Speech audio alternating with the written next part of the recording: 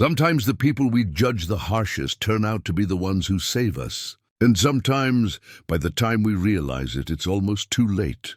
Sheriff Bram Holt laughed when Cass Wilder rode into Iron Bend. A woman tracker? He mocked her in front of the whole town. "Ain't no woman can follow a trail past the ridge," he said with a grin. But when a rancher's daughter vanished into the mountains and the best men came back empty-handed, everything changed. The hunters spoke Cass's name with quiet respect. They'd seen her work miracles in the wild. Now Bram had no choice but to ride beside the woman he'd humiliated. Would he learn the lesson before it was too late?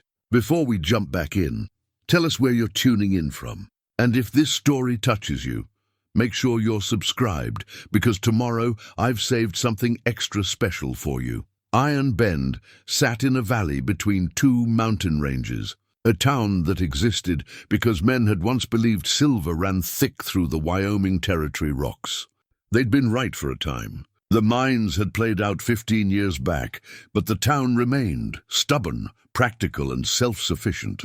300 souls called it home now, making their living from ranching, timber, and the occasional traveler passing through on the way to better prospects elsewhere. Sheriff Bram Holt stood on the wooden walkway outside his office, watching the morning unfold as he did most days. He was 42 years old, tall and lean, with sun-weathered skin and grey threading through his dark hair.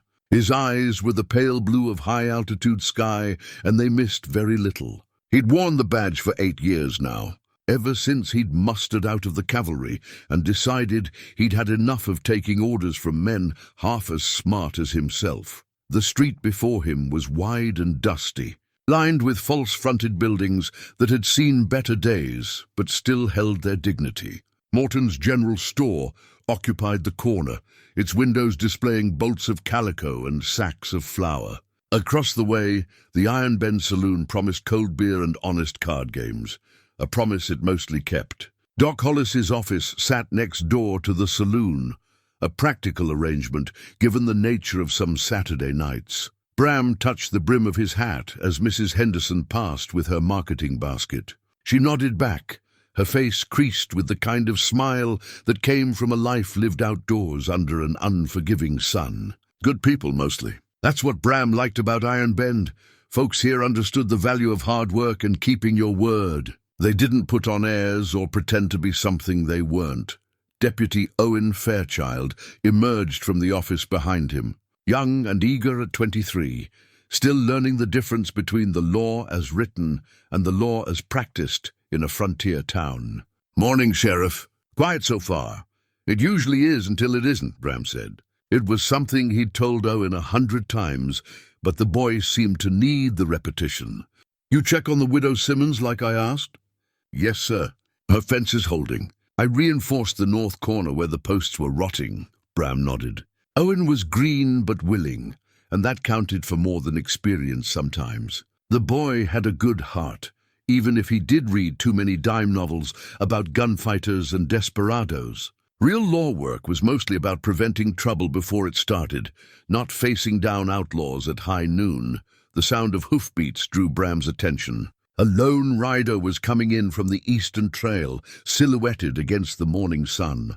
As the figure drew closer, Bram could make out details. A woman, riding astride like a man, with a broad-brimmed hat pulled low. She wore trail clothes, canvas trousers, a worn leather vest over a work shirt, and boots that had seen serious miles. A hunting knife hung at her belt, and a rifle rode in a scabbard on her saddle. Owen straightened beside him. "That's unusual." Bram watched the woman ride slowly up the main street, her horse's hooves raising small clouds of dust. She sat her saddle with easy confidence, her posture relaxed but alert. Her eyes, he could see them now, were scanning the buildings, the people, taking measure of the town with a methodical attention that marked her as someone used to reading her surroundings. She was perhaps 35, her face lean and tanned, with high cheekbones and a straight nose. Dark hair was pulled back in a practical braid. There was nothing delicate about her, nothing that suggested she'd spent her life in drawing rooms or church socials. This was a woman shaped by wind and weather, by long miles and hard country. She reined in near the general store and dismounted with fluid grace. Several townspeople had stopped to watch, curiosity plain on their faces. Women traveling alone weren't common, and women dressed like this were even rarer. Bram found himself walking toward her, Owen trailing behind. It was his job, after all, to know who came and went from Iron Bend. That's what he told himself anyway. "Morning," he said as he approached. "Welcome to Iron Bend. I'm Sheriff Holt." The woman turned to face him, and he saw intelligence in those dark eyes. Along with something else, a wariness perhaps, or simply the self-possession of someone accustomed to being judged and found wanting. "Sheriff." Her voice was low and measured, with no particular accent he could place. "I'm just passing through. Thought I'd stock up on supplies before heading into the high country. You got a name?" "Cass Wilder." "That's an unusual profession for a woman, Miss Wilder, heading into the high country alone." A slight smile touched her lips, but it didn't quite reach her eyes. "Is it a profession?" "I just prefer the wilderness to crowds." Bram felt Owen shift beside him, eager to contribute. The deputy spoke up. "Those are fine trails up in the Pine Valleys, but they can be treacherous this time of year. Flash floods in the canyons, rock slides on the high passes." "I appreciate the concern." Cass's tone was polite but final, the voice of someone who'd heard such warnings before and survived despite them. Bram found himself irritated by her calm self-assurance. There was something about her manner that rubbed him wrong, a certainty, maybe, that she didn't need anyone's help or advice. "Well, you be careful up there. We've had experienced men get lost in those mountains. I'll keep that in mind." "Sheriff." She turned away then, dismissing him as surely as if she'd closed a door in his face, and walked into the general store. Bram stood there for a moment, aware that several townspeople were watching this exchange with interest. "Seems capable enough," Owen offered. "Seems foolish," Bram corrected. "Woman's got no business going into that country alone. But I expect she'll figure that out soon enough." He walked back to his office, bothered by something he couldn't quite name. It wasn't that he disliked Cass Wilder, he didn't know her well enough for that. But there was something presumptuous in her manner, something that suggested she thought herself equal to any man when it came to wilderness skills. Bram had served in the cavalry. He'd tracked Cheyenne war parties and hunted deserters through country that would kill you 6 different ways before breakfast. He knew what the wilderness demanded, and he knew most people, men or women, weren't up to the challenge. That evening, Bram found himself at the Iron Bend Saloon, a habit he'd fallen into since Margaret's death 3 years back. The house they'd shared felt too empty in the evenings, too full of memories and might-have-beens. Margaret had been a good woman, patient with his silences and generous with her laughter. She died of a fever that came on sudden and vicious, taking her in less than a week. Doc Hollis had done everything he could, but some things were beyond doctoring. The saloon was moderately full for a Thursday evening. Ranchers and timbermen occupied the tables, playing cards or simply nursing beers and talking about weather, cattle prices, and the small concerns that made up frontier life. Hank Murdoch sat at a corner table with the Kern brothers, rough men who made their living hunting and trapping in the mountains. Bram carried his whiskey over to their table. "Mind if I join you?" "Seats open, Sheriff." Hank was in his 50s, weathered as old leather, with a gray beard and eyes that had seen about everything the territory could throw at a man. He'd been trapping these mountains for 30 years, and knew them better than most. They talked for a while about nothing in particular, the usual rhythms of frontier conversation. Then Hank said, "Saw that woman ride in today. The one dressed like she's heading up into the high country?" "Cass Wilder," Bram supplied. "Says she's passing through." "Wilder," Hank repeated, his eyes narrowing thoughtfully. "That name rings a bell, but I can't quite place it." One of the Kern brothers, Jack, the younger one, spoke up. "There was a trapper named Wilder worked these mountains 20 years back. Quiet fellow. Kept to himself mostly, but he knew his business." "That's right," Hank said, memory clicking into place. "Daniel Wilder. Disappeared one winter, if I recall. Found his cabin abandoned come spring, but no sign of the man himself. Some figured he got caught in an avalanche or fell through ice. Could be she's kin," Jack offered. "Could be," Bram agreed. He took a sip of his whiskey, feeling its warmth spread through his chest. Either way, she's heading into rough country alone. Seems like poor judgment to me. Hank studied him with those sharp old eyes. A woman can't know the land just because she's a woman. Didn't say that. I'm saying the high country's dangerous, and going in alone is risky no matter who you are. I'd say the same thing about any drifter riding in here with more confidence than sense. Fair enough, Hank said, but something in his tone suggested he wasn't entirely convinced. The conversation moved on to other topics, but Bram found his thoughts drifting back to Cass Wilder and her quiet self-assurance. Maybe it was the whiskey making him philosophical, or maybe it was just the loneliness that still dogged him 3 years after Margaret's death. But he found himself wondering what drove a woman to choose solitude over society. Wilderness over comfort, not that it mattered. She'd be gone in a day or two, just another traveler passing through Iron Bend on the way to somewhere else. The territory was full of such people, restless souls who never quite found what they were looking for, no matter how far they rode. The next morning dawned clear and cool, with frost silvering the grass.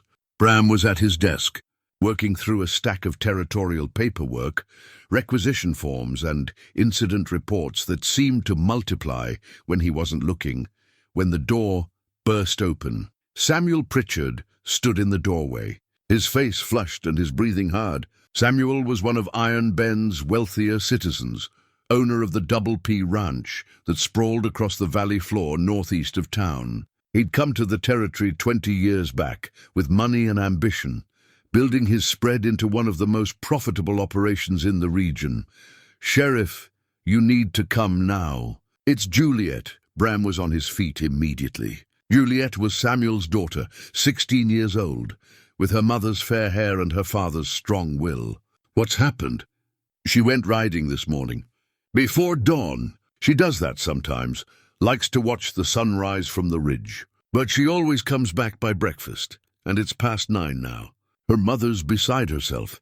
Maybe her horse threw a shoe," Bram suggested, already reaching for his gun belt. "Or she got distracted and lost track of time. Maybe." Samuel didn't sound convinced. "But I rode out to the usual spots. Found her horse near the Pine Valley trailhead, saddle empty, reins tangled in the brush. No sign of Juliet. That changed things." Bram's mind was already moving, calculating distances and possibilities. Pine Valley was serious country, steep terrain, dense forest, and enough cliffs and canyons to make it dangerous, even for experienced riders. "Owen," he called. The deputy appeared from the back room. "Get word to Hank Murdoch and the Kern brothers. Tell them we need a search party at the Pine Valley trailhead within the hour. Then saddle my horse." "Yes, sir." Bram turned back to Samuel. "Did you see any tracks? Any sign of what direction she might have gone?" "I'm no tracker, Sheriff. That's why I came for you." Within 45 minutes, Bram had assembled a search party of 8 men. Himself, Owen, Samuel, Hank Murdoch, the Kern brothers, and 2 ranch hands from the Double P. They were all experienced outdoorsmen, men who knew the mountains and understood the dangers. The ride to Pine Valley took another 30 minutes. Juliet's horse was exactly where Samuel had described, a chestnut mare with intelligent eyes and a nervous disposition. Bram examined the scene carefully. The reins were indeed tangled in brush, but there was no sign of a struggle. The saddle was still properly cinched, and the saddlebags were intact. Bram dismounted and walked a slow circle around the area, studying the ground. The earth here was a mix of dirt and pine needles.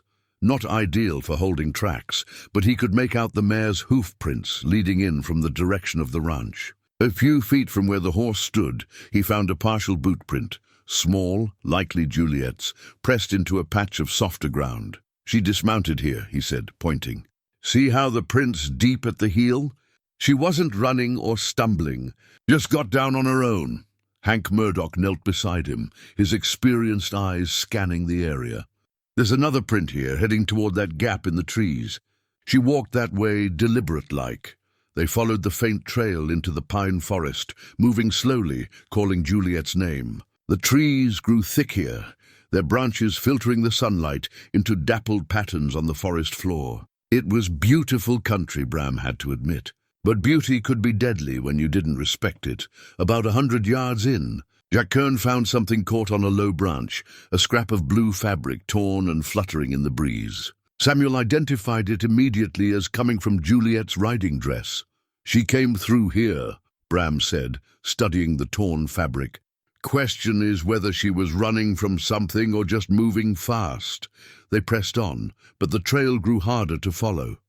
The ground became rockier, and the carpet of pine needles revealed little. They spread out, each man taking a section, moving in a rough line through the forest. They called Juliet's name until their voices grew hoarse, pausing periodically to listen for any response.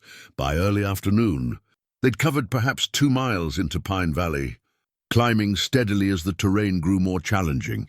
The valley narrowed here, with steep ridges rising on either side. A creek ran down the middle, cold and fast with snowmelt from higher elevations. "We should split up," Samuel said, his voice tight with worry. "Cover more ground." "That's how we lose someone else," Bram replied. "We stay together and we work systematic. Hank, what do you think?" The old trapper was crouched by the creek, studying something Bram couldn't see. When he looked up, his expression was troubled. "I think she crossed here. There's a mark on that rock that could be from a boot heel, and the moss is disturbed on the far bank. But beyond that," he shook his head, "trail goes cold. Could be she walked in the creek to cover her tracks, or maybe she just moved onto harder ground." "Why would she cover her tracks?" Owen asked. "She wouldn't," Bram said. "Not unless she had reason to hide." They worked both sides of the creek for another hour, finding nothing. The sun was starting its descent toward the western peaks, and Bram knew they'd need to make a decision soon. Searching in darkness would be dangerous and largely futile. He gathered the men together. "We'll give it another hour, then head back to town. We'll start fresh at first light tomorrow, with more men and supplies." Samuel's face reddened. "My daughter's out here somewhere, Sheriff. We can't just abandon her to the night." "I'm not abandoning anyone. But stumbling around in the dark won't help Juliet, and it might get someone else hurt. We need torches, rope, more searchers. We need to do this right." The ride back to Iron Bend was grim and silent. Samuel went immediately to his wife, Lorraine, who waited at the ranch with red-rimmed eyes and a face tight with fear. Bram promised to return at dawn with a larger search party, but he could see the accusation in her eyes. He should have found her daughter by now, back in town. Bram found himself standing outside his office as dusk settled over the valley. His body ached from hours in the saddle and scrambling over rough terrain. His mind ached worse, turning over the problem of Juliet Pritchard's disappearance, trying to make sense of what little they'd found. Owen emerged from the office, looking as discouraged as Bram felt. "Sheriff, I've been thinking. Maybe we should ask around town. See if anyone knows anything about Cass Wilder. Those trackers—" "We don't need some drifter woman's help," Bram said more sharply than he'd intended. "We've got experienced men. We'll find Juliet." "Yes, sir. I just thought—" "I know what you thought. But we handle this with people we know, people we can trust. Not some stranger who blew into town yesterday claiming to know the wilderness." Owen nodded and went back inside, but Bram could feel the doubt radiating from his deputy. He pushed the feeling aside. They'd find Juliet tomorrow. They had to. That night, Bram barely slept. He kept seeing that torn piece of blue fabric fluttering in the breeze, kept imagining Juliet out there in the darkness, cold and frightened or worse. He'd known her since she was a little girl, had watched her grow into a spirited young woman with her mother's kindness and her father's determination. At first light, he assembled an even larger search party, 15 men this time, including Doc Hollis in case medical attention was needed. They rode hard for Pine Valley, determined to expand the search radius and find some sign of the missing girl. But the day proved as frustrating as the previous afternoon. They combed the valley floor, climbed the eastern ridge, searched the network of game trails that crisscrossed the forest. They found nothing, no tracks, no torn fabric, no sign that Juliet Pritchard had ever existed. By evening, exhausted men were beginning to talk in low voices about accidents and wild animals, about how the mountains sometimes took people and never gave them back. Samuel Pritchard's face had gone grey with fear and exhaustion. Lorraine had ridden out with them that day, unable to bear waiting at home, and now she sat her horse with tears streaming silently down her face. Bram felt the weight of failure settling on his shoulders. 16 years wearing a badge, and he couldn't find one young girl in country he'd thought he knew. As they rode back toward Iron Bend in the fading light, they encountered Hank Murdoch, coming from the opposite direction. He'd stayed out longer than the others, making one final sweep before darkness made searching impossible. "Sheriff," Hank said, and something in his voice made Bram straighten in his saddle. "I need to talk to you, private-like." They drew off to the side, while the others continued toward town. Hank's weathered face was serious in the twilight. "I know you don't want to hear this," the old trapper said, "but we're out of our depth here. That valley's big country, and the girl could be anywhere, if she's still alive to be found. We need help. We have 15 men," Bram said. "Experienced men who know these mountains. We have 15 men who know how to hunt elk and track deer on familiar ground. But we lost that girl's trail in less than 2 miles, and we haven't found a single sign since. Sheriff, I'm telling you straight, we're not good enough for this. What are you suggesting?" Hank met his eyes steadily. "That Wilder woman. I asked around about her after she rode in. Talked to a couple of trappers passing through. They knew her, Sheriff. Said she's the real thing, best tracker they'd ever seen. Said they watched her follow a wounded stag for 3 days through storm and broken country, never once losing the trail." Bram felt his jaw tighten. "So a couple of drifters spoke well of her." "That doesn't mean—" "It means we're running out of time," Hank interrupted, his voice hard. "That girl's been gone 2 nights now. Every hour that passes, her chances get worse. You want to find her, or you want to protect your pride?" The words hit like a physical blow, all the harder because Bram knew they were true. He sat his horse in silence, wrestling with something that felt uncomfortably like shame. "Where's she camped?" he finally asked. "Last I heard, she set up about 2 miles east of town, near that stand of aspen by Red Creek." Bram nodded slowly. "I'll ride out there. Tonight." "Good man." Hank touched his hat brim and rode on toward town. Bram sat alone in the gathering darkness, listening to the evening sounds of the forest, the creek's murmur, the whisper of wind through pine branches, the distant call of a nighthawk. Somewhere out there, Juliet Pritchard was alone in this wilderness. If she was still alive, she was frightened and desperate, and he'd let his prejudice stand in the way of finding her.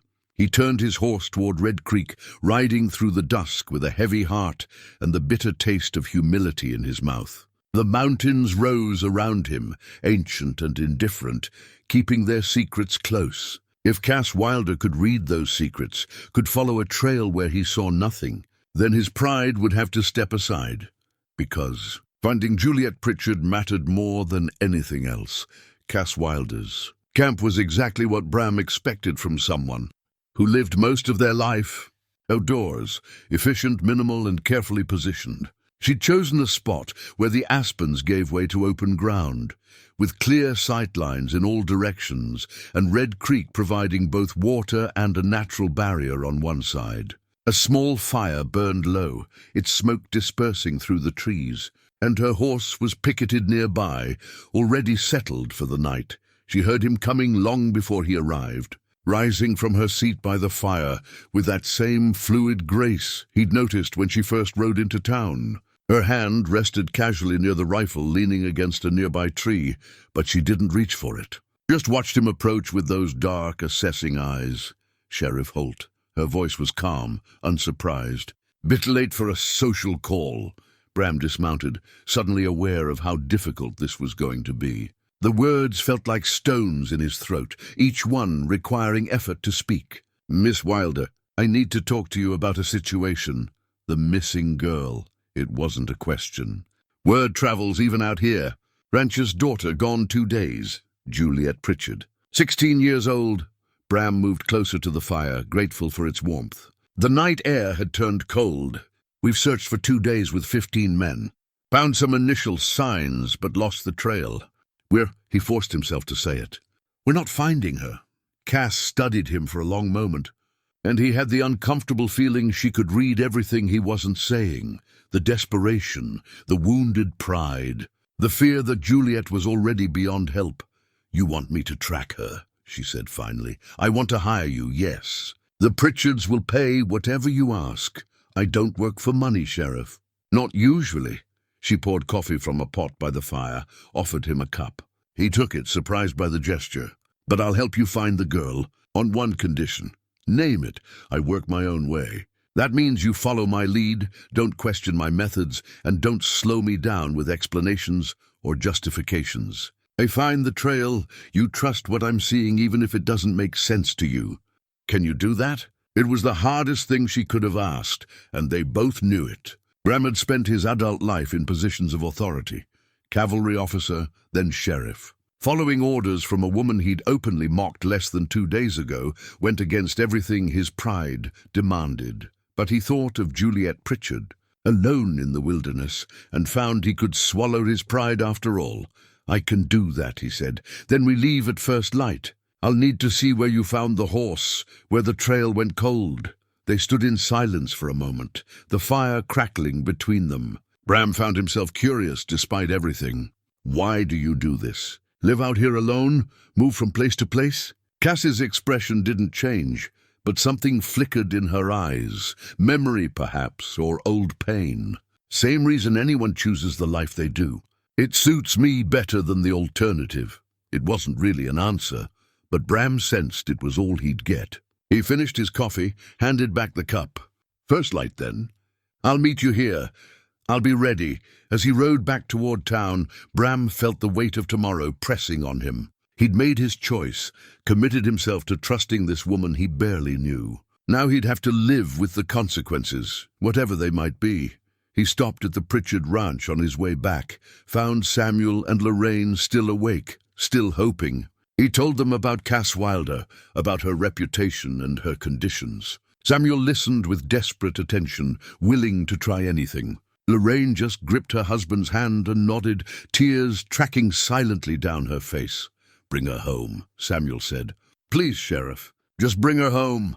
Bram returned to his own empty house, but sleep remained elusive. He lay in the darkness, thinking about his wife Margaret and how she would have handled this situation. She'd always been better at reading people than he was, better at setting pride aside when it mattered. "I'm trying," he whispered to the darkness. "I'm trying to do better." Dawn came cold and clear. Bram was at Cass's camp as the first light touched the eastern peaks. She had already struck her tent and packed her gear with military precision. Her horse was saddled and ready, and she moved with the quiet efficiency of someone accustomed to early starts. They rode to Pine Valley without much conversation. Bram found himself studying her as they traveled, the way she sat her horse, the constant scanning of her surroundings, the subtle attention she paid to everything from the wind direction to the calls of birds in the trees. At the trailhead where they'd found Juliet's horse, Cass dismounted and spent a full 30 minutes examining the area. She didn't rush, didn't skip over details. She walked the entire perimeter, knelt to study the ground, ran her fingers over the brush where the reins had been tangled. "Your men searched from here?" she asked. "Yes, we found a boot print, followed it maybe 100 yards to where we found torn fabric. After that, the trail went cold at the creek. Show me." They walked the path the search party had followed.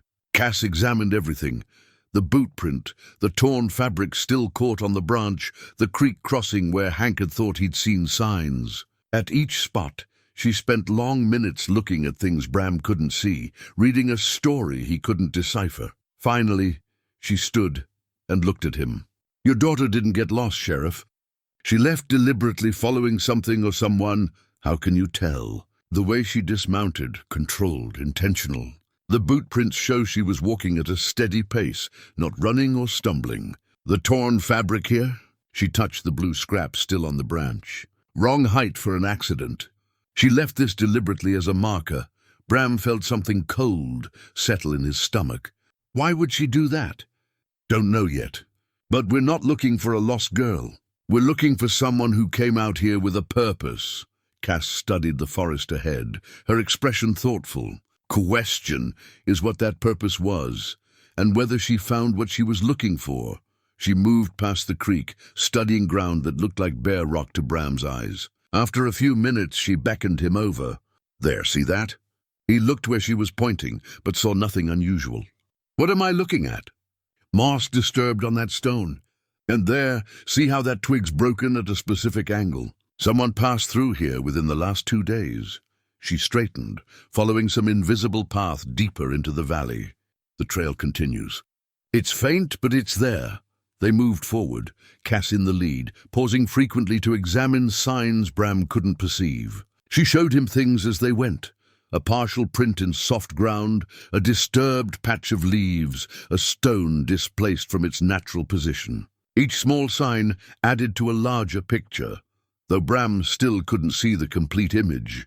By mid-morning, they'd covered ground the search party had passed over without finding anything. Cass worked with quiet confidence, never doubting her ability to read the wilderness, to follow a trail that existed only in subtle disturbances most people would never notice. Bram found himself grudgingly impressed despite his lingering skepticism. She made it look easy, this reading of signs and patterns, but he knew it wasn't. This was skill earned through years of experience and attention, through countless hours learning to see what the land was trying to tell her. They stopped to rest and water the horses at a small spring. Cass knelt and drank directly from the clear water, then sat back on her heels, studying the surrounding terrain. "Tell me about Juliet," she said. "What kind of girl is she?" Bram considered the question. "Smart, spirited.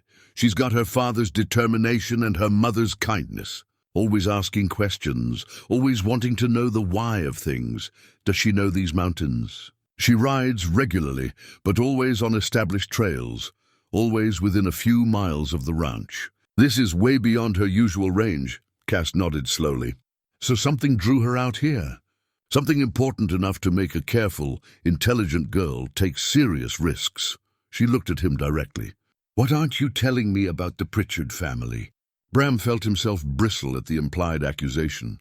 "I'm not hiding anything. Samuel Pritchard is a respected rancher. He came to Iron Bend about 20 years back, with capital and ambition, built the Double P into one of the most successful operations in the territory. And before that, I don't know. He doesn't talk much about his past, but plenty of men came west to start fresh. That's not unusual." Cass was quiet for a moment, then reached into her saddlebag and produced something wrapped in leather. She unfolded it carefully. A small wooden token, roughly carved, with symbols that meant nothing to Bram. "Found this at the creek crossing. Your search party missed it because it was wedged between rocks in the shallows." She handed it to him. "Recognize the markings?" Bram studied the token. The wood was weathered but not ancient, and the carvings were deliberate, geometric patterns and symbols that might have been letters or might have been something else entirely. "No. Never seen anything like it." "Neither have I. But someone left it there, and I'm guessing Juliet found it or was looking for it." Cass stood, brushing dust from her trousers. "We're not just following a trail, Sheriff. We're following a story, and we don't know the beginning yet." They mounted up and continued deeper into Pine Valley. The terrain grew more challenging, steeper, rockier, with dense stands of pine broken by occasional clearings. This was old country, Bram thought. Country that had seen generations come and go, that held secrets in its soil and stones. Around midday, Cass found another sign, a small cairn of stacked stones, deliberately placed at the edge of a game trail. She examined it carefully, then looked at Bram. Someone's marking a path. These stones were placed within the last few days. Marking it for who? For Juliet, I'd guess. Someone wanted her to follow, wanted to make sure she didn't get lost. Cass studied the forest ahead. Question is whether that someone means her harm or help. They followed the marked trail for another hour, finding more cairns at irregular intervals. Each one pointed them deeper into the valley, toward higher elevation and more remote country. Bram found himself growing uneasy. This was territory he didn't know well, land that few people visited except the occasional trapper or prospector. As afternoon shadows lengthened, they came upon the remains of a campsite. The fire pit was cold, but not ancient, perhaps 2 or 3 days old. Cass examined the area with her usual thoroughness, reading the story in disturbed ground and ash patterns. 2 people camped here, she said finally. One larger, adult male probably. One smaller, our girl most likely. They shared a fire, ate together. She walked to the edge of the clearing, bent to examine something. "Here, look at this." It was a handkerchief embroidered with the letter J. Bram felt a surge of relief, concrete evidence that Juliet had been here, had been alive. "That's hers. Lorraine made it for her birthday last year. She left it deliberately," Cass said. "Placed it where it would be found. She's marking her trail, same as the mysterious man is marking his. She knows people will be looking for her. Then why doesn't she just come home? Because whatever brought her out here isn't finished yet." Cass stood looking at the forest ahead. "She's on a journey, Sheriff, and she's determined to see it through." As they prepared to make their own camp for the night, Cass insisted they not push on in darkness. Bram found himself asking the question that had been building all day. "How did you learn to do this? To read trails like you do?" Cass was arranging kindling for their fire, her movements economical and practiced. "My father taught me, Daniel Wilder. He was a trapper in these mountains, one of the best. I grew up following him through country like this, learning to see what he saw. I heard he disappeared 20 years back or so." Her hands paused in their work, just for a moment. "The 22 years. I was 13. He went out one winter morning to check his trapline and never came back. Search parties looked for weeks, never found a trace. I'm sorry. Mountains take people sometimes. He knew that. We both did." She struck a match and lit the kindling, watched the flames catch and grow. "After he disappeared, I kept doing what he'd taught me. Kept moving through the wilderness, kept reading the signs. It was the only way I knew to stay close to him." There was something in her voice, not quite grief, but a deep, abiding loneliness that Bram recognized. He understood about loss, about the ways people carried their dead with them. "My wife died 3 years ago," he heard himself say. "Fever took her in less than a week. Sometimes I still set the table for 2 before I remember." Cass looked at him across the fire, and for the first time her expression softened. Grief is a strange companion. It never quite leaves, but it changes shape over time. They sat in companionable silence as darkness settled over the valley.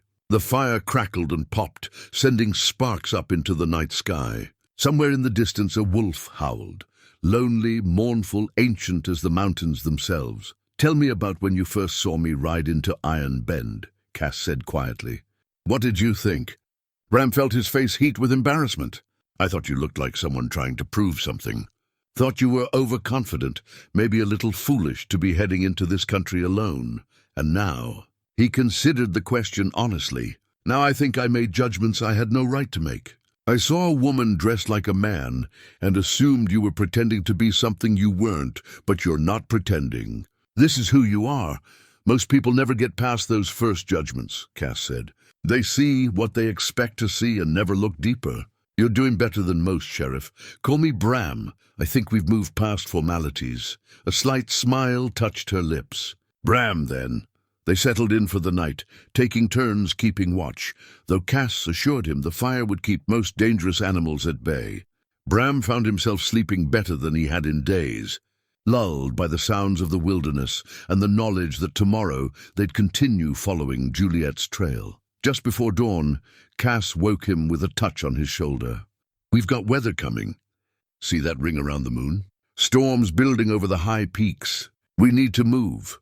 They broke camp quickly, ate a cold breakfast, and were riding as the first grey light touched the eastern sky. The marked trail continued, leading them toward a narrow canyon Bram vaguely recognized from old territorial maps. This was mining country, or had been 40 years ago when prospectors first pushed into these valleys looking for silver and gold. At the canyon entrance, they found another marker. Not a cairn this time, but a broken branch positioned deliberately at eye level, pointing into the narrow defile. Cass studied it, then looked at Bram with concern in her eyes. This is old mining territory. Lots of abandoned claims, unstable ground, forgotten shafts that could drop you 100 feet into darkness. Dangerous country even without a storm coming. Can we still follow the trail? "Yes, but we need to be careful."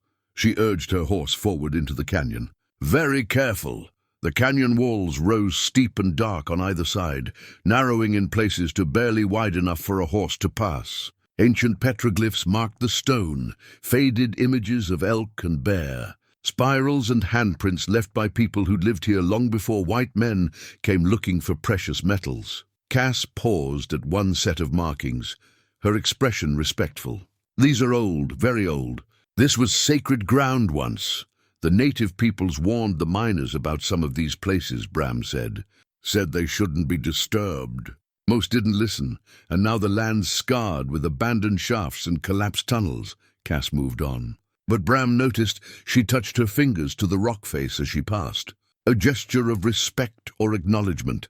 The canyon opened eventually into a hidden valley, small, sheltered, remarkably pristine considering the mining activity that had torn up so much of the surrounding territory.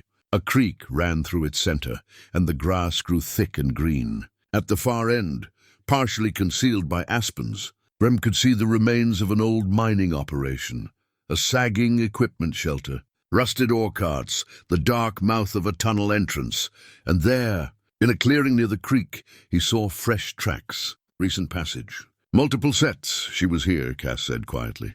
This morning, maybe. And she wasn't alone. Thunder rumbled in the distance as the first cold drops of rain began to fall. Cass dismounted immediately, knowing they had minutes at most before the rain would wash away the tracks. She moved with focused intensity, examining the ground near the creek, following subtle disturbances that Bram was only beginning to see. Here, she called. Recent tracks. Hours old, not days. One set smaller, that's Juliet. The other set belongs to a man, older judging by the gait, favoring his right leg slightly. She stood, scanning the valley. They moved toward that mine structure together. No signs of struggle, no indication she was being forced.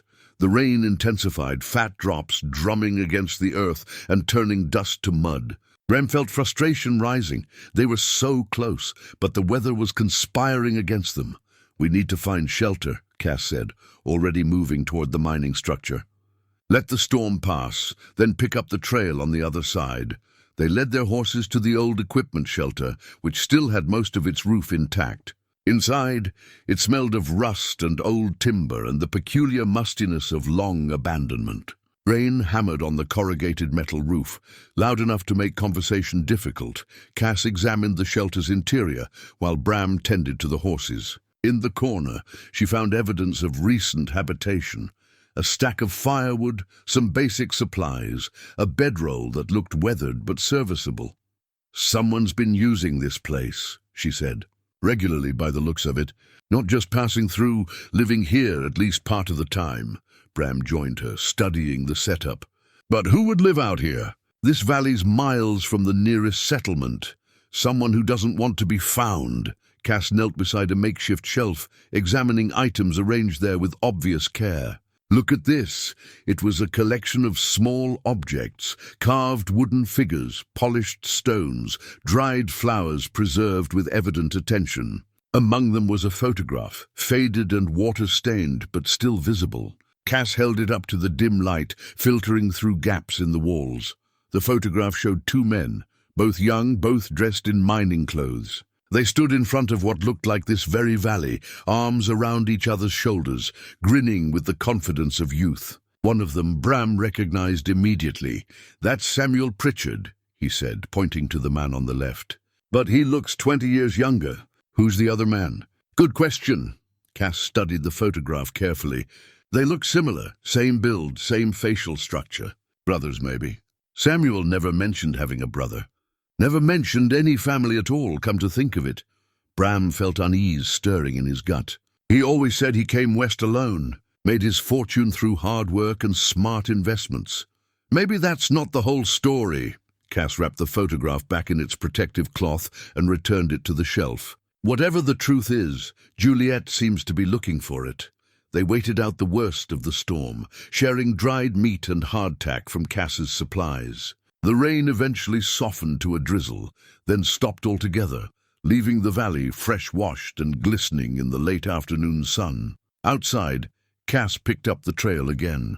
It led away from the mining structure, following the valley floor toward higher ground. The tracks were clearer now in the rain-softened earth, two people walking steadily, purposefully, neither hurrying nor hesitating. "They're heading for the high country," Cass said. "There's old mining territory up there, claims that were abandoned when the easy silver played out. Remote as you can get without leaving the territory entirely." "We can't follow in the dark," Bram said, looking at the sun already touching the western peaks. "Not in terrain we don't know. No, we camp here tonight, start fresh at first light." Cass was already surveying potential campsites.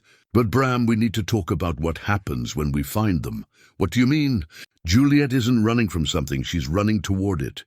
She's left markers, she's being careful, and she's traveling with someone who knows this country. When we catch up to her, she might not want to come back."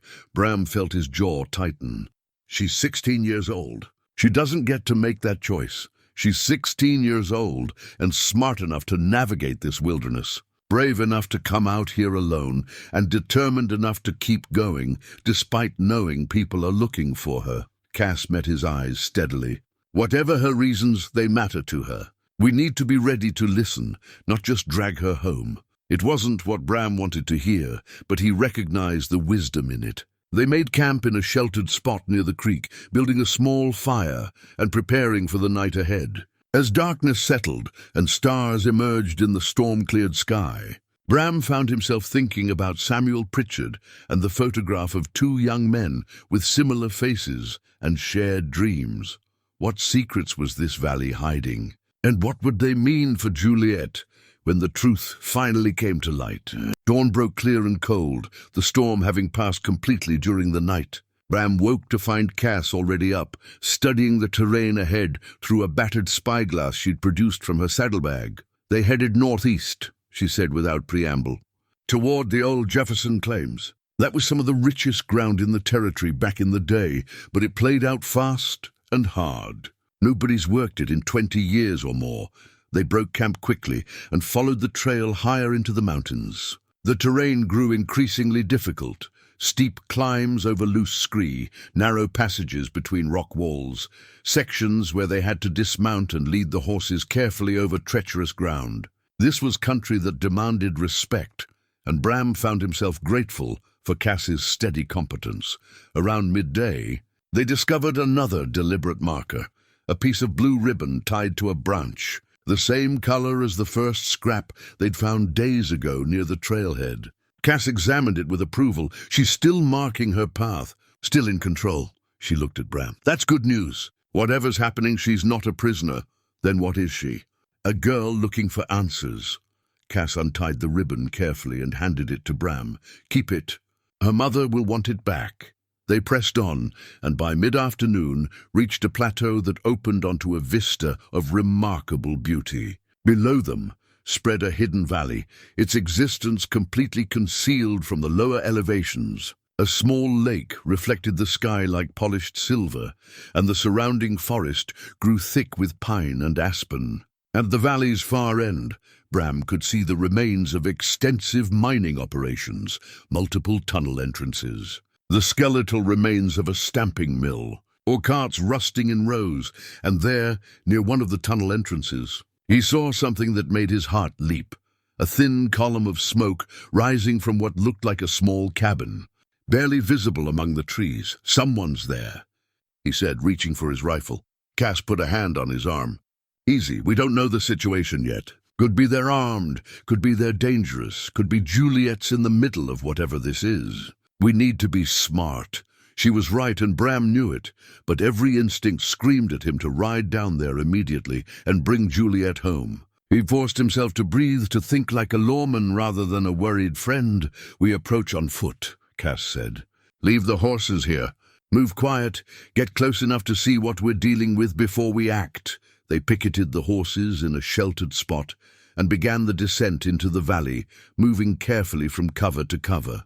Cass led the way, her movements silent and economical, choosing their path with the certainty of someone who'd spent a lifetime moving unseen through wilderness. As they drew closer to the cabin, Bram could make out more details. It was sturdier than he'd first thought, built from hewn logs with a stone chimney. Not abandoned at all, but actively maintained. A small garden plot showed recent tending, and firewood was stacked neatly under an overhang. Someone was living here. Not just camping, but truly living. They took up position behind a fallen log, perhaps 50 yards from the cabin, with a clear view of the front entrance. Cass pulled out her spyglass again, studying the scene with patient attention. "There," she whispered, handing him the glass. "By the door." Bram looked and felt his breath catch. Juliet Pritchard sat on a rough-hewn bench outside the cabin, very much alive and apparently unharmed. She was talking with someone, an elderly man with a long grey beard and weathered features. Even at this distance, even though the man had aged dramatically, Bram could see the resemblance to the photograph they'd found. The same facial structure, the same build. This was the other man from the photograph, the one standing beside young Samuel Pritchard 20 years ago. "Who is that?" Cass asked quietly. "I don't know. But I think he's connected to Samuel Pritchard somehow. The resemblance is too strong to be coincidence." They watched as Juliet and the old man continued their conversation. The girl's body language showed no fear, no distress. She leaned forward earnestly, asking questions, it seemed, while the old man answered with obvious care. At one point, he reached into the cabin and emerged with what looked like a leather-bound journal, opening it to show her something inside. "She came here deliberately," Bram said. "She knew about this place, about this man. This was her destination all along. Question is why?" Cass lowered the spyglass. "And what Samuel Pritchard has to do with it." They continued watching as the afternoon shadows lengthened. Eventually, Juliet stood and went inside the cabin, returning with 2 cups. She handed one to the old man, and they drank together, tea or coffee, companionable and easy. "I think we need to hear their story before we interrupt," Cass said. "Something important is happening here. Something that goes back years, probably decades. We can't just—" "Yes, we can. Juliet's safe. She's not in danger. Whatever this is, it matters to her enough that she risked everything to come here. The least we can do is understand why before we barge in and end it." Bram wrestled with his instincts, his desire to complete the mission and bring Juliet home. But Cass was right. The girl sitting outside that cabin, drinking tea with an elderly stranger, wasn't the terrified victim he'd imagined finding. She was someone on a deliberate journey, seeking something important enough to brave the wilderness alone. As the sun touched the western peaks, casting long shadows across the valley, the old man rose and went inside. Juliet remained on the bench, her face turned toward the mountains, expression thoughtful. After a few minutes, she reached into her pocket and pulled out something small, another wooden token, like the one they'd found at the creek crossing. She turned it over in her hands, studying it as if it held answers to questions Bram didn't even know to ask. Then voices drifted across the valley, faint but audible in the evening stillness. The old man had returned, and he was speaking with Juliet again. And this time, carried on the quiet air, Bram heard something that changed everything. "Your grandfather didn't die in that mine collapse, Juliet. Your father lied to everyone, including you. I survived, and I've been here waiting for 22 years. Bram felt the words hit him like a physical blow. Samuel Pritchard's father, alive, living in this remote valley for more than 2 decades, while everyone believed him dead. Beside him, Cass remained perfectly still, listening intently as the conversation continued across the valley. The old man's voice carried more clearly now. "We worked this claim together, your father and I. Found a rich vein of silver, the kind men dream about. But I wanted to do it right. Respect the native people who'd warned us this was sacred ground. Work the claim slowly and responsibly. Your father wanted to sell everything to the railroad developers. Take the quick money and move on." Juliet's voice, younger but steady. "So what happened?" "We argued. It got heated. There was a cave-in. I still don't know if it was accident or something else. The tunnel came down on me, and when I woke up I was alone in the dark, trapped by rubble. Took me 3 days to dig myself out, and by then your father was gone. Took all the claim documents, all the maps, everything that proved this valley was mine. But why didn't you come back?" Why did you let everyone think you were dead? A long pause. When the old man spoke again, his voice carried the weight of old pain. By the time I recovered enough to travel, months had passed. Your father had already established himself in Iron Bend, built his ranch with money from selling my claims. He was wealthy, respected, had married your mother. What was I going to do? Come down from the mountain like a ghost and accuse him? Who would believe a broken-down hermit over the territory's most successful rancher? I would have believed you. You weren't born yet, child. And I was tired, so tired. I'd lost everything, my claim, my good name, my partnership with my own son. It seemed easier to just stay here, live quiet, let the world forget Theodore Pritchard ever existed. Theodore. The name triggered something in Bram's memory, old territorial records, mining claims from 20 years back. He'd seen that name, filed away and forgotten among hundreds of others. Theodore Pritchard, presumed dead in a mining accident in 1863. But you left markers, Juliet was saying. Those tokens with the symbols. You wanted someone to find you. I wanted you to find me. Theodore's voice softened. I've watched you grow up from a distance, seen you riding near the valley edges. You have your grandmother's eyes. Did you know that? And her curiosity. I knew someday you'd start asking questions about your family history, about the grandfather who died before you were born. I just had to wait and leave enough breadcrumbs for a smart girl to follow. I found your letters first, Juliet said, hidden in Father's desk. He keeps them locked away, but I've been curious about that desk for years. Finally figured out where he hid the key. The letters were from you, not many, just a few over the years. They talked about betrayal, about guilt, about watching from the mountains. I didn't understand at first, but then I found the old territorial records in town. They told a different story than the one Father always told. Bram and Cass exchanged glances. The girl had been conducting her own investigation, piecing together a family secret her father had worked hard to bury. No wonder she'd come out here alone. She'd been following a trail of truth that led directly to this hidden valley. Theodore stood and moved to the edge of the clearing, his posture bent but not broken. Your father isn't a bad man, Juliet. He's a weak man who made a terrible choice and then spent 20 years living with the consequences. Every success he's had, every dollar he's earned, has been built on the foundation of lies. That kind of weight crushes a man's spirit, even if no one else knows about it. He should have told the truth. Yes, he should have. But fear is powerful, and so is shame. He convinced himself I really had died, that my survival was impossible. Made himself believe the lie until it felt like truth. People do that sometimes when the alternative is too painful to bear. Juliet was quiet for a long moment. When she spoke again, her voice was thick with emotion. What do you want from me? Why reveal yourself now, after all these years? Because I'm old, child. 73 this past spring. I won't be here much longer. The winters are getting harder and my body's worn down.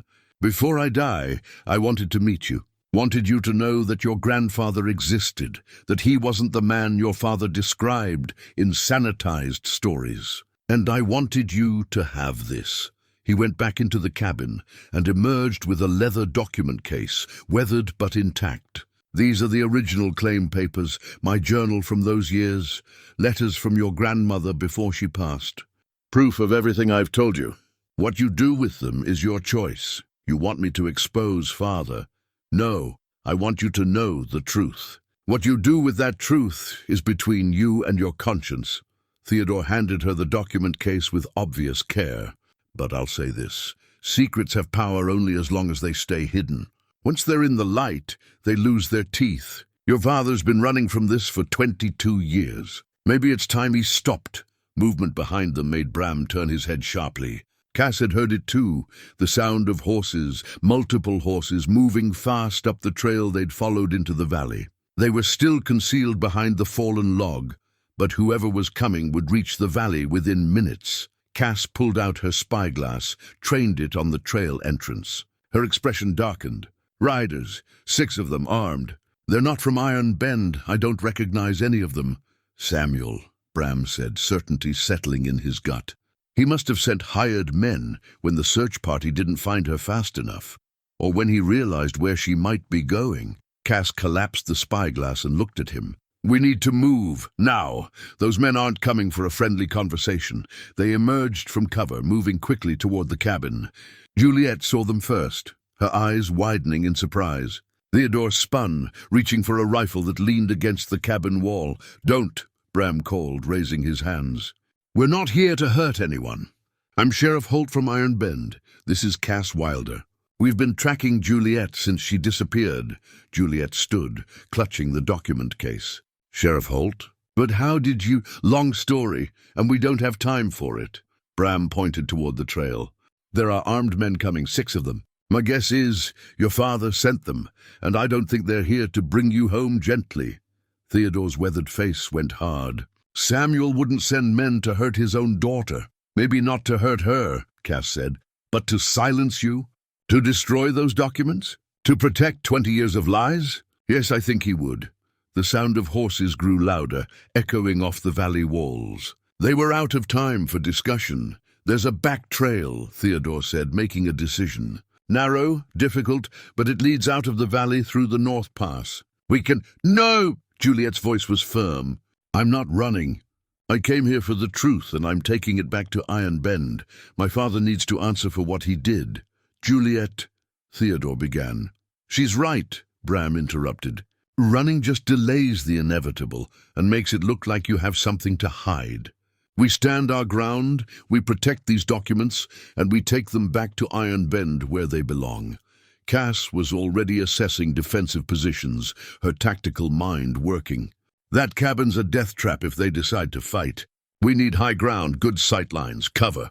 There," she pointed to a rocky outcrop about 50 yards away. "We can see the whole valley from there, and they can't surround us easily." The decision was made. They moved quickly to the outcrop, Bram and Cass helping Theodore navigate the rough ground, while Juliet clutched the document case like a lifeline. They'd barely reached position when the riders emerged into the valley. 6 men, rough-looking and well-armed, led by a tall figure Bram recognized from wanted posters, Jack Cordell, a hired gun out of Rock Springs, known for doing work that skirted the edge of legal. The kind of man you hired when you needed something done and didn't ask too many questions about methods. Cordell reined in near the cabin, his men spreading out in a loose formation. He looked around the valley with professional interest, noting the smoke from the chimney, the fresh tracks in the dirt, the signs of recent occupation. "Hello, the valley," he called out. "We're looking for Juliet Pritchard. Her father's worried sick. We're here to bring her home safe." Bram stood, keeping his rifle ready but not aimed. "She's with me, Cordell. Sheriff Holt from Iron Bend. The girl's safe, and she's under my protection." Cordell's eyes found him, and something cold flickered in their depths. "Sheriff, didn't expect to find you here. This makes things complicated. Doesn't have to be. Juliet's coming back to Iron Bend with me. Her father can see her there, have a conversation like civilized people. See, that's the problem." Cordell dismounted slowly, his hand resting casually near his gun. "Mr. Pritchard was very specific in his instructions. His daughter comes back with us, and anyone who's been filling her head with lies about her family gets left behind. Permanent-like." Theodore stepped forward, his old rifle steady in his hands despite his age. "I'm Theodore Pritchard, Samuel's father, the man he left to die 22 years ago. These lies you're talking about, they're the truth he's been running from, and I've got documents that prove it."